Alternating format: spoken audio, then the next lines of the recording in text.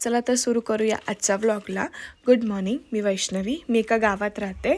शिवांश आता स्कूलला चालला होता, त्याचे पेपर चालू आहे आता सध्या. तर यानंतर मी सगळं आवरून घेतलं. चला तर आज तुम्हाला मी दाखवते आमच्या गावचा बाजार.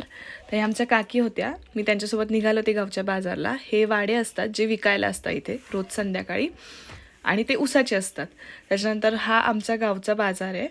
इथे सुरुवातीला सगळ्या किरकोळ वस्तू मिळतात ज्या रोजच्या असतात किंवा इतर काही.